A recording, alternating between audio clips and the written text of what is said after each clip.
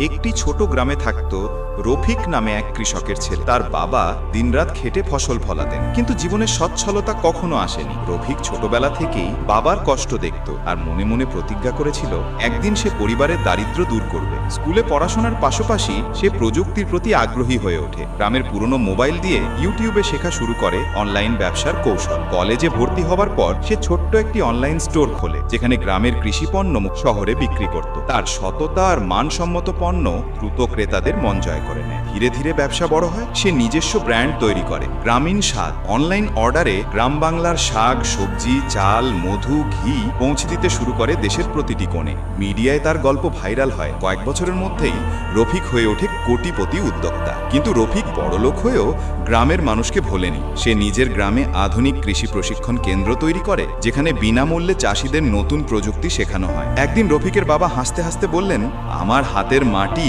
আজ তোকে বড়লোক করেছে। রফিক মাথা নিচু করে বলল, না বাবা, আপনার ঘামের গন্ধটাই ছিল আমার সবচেয়ে বড় মূলধন। এইভাবেই কৃষকের ছেলে হয়ে ওঠে প্রকৃত কোটিপতি, টাকায় নয়, ভালোবাসা আর পরিশ্রমে।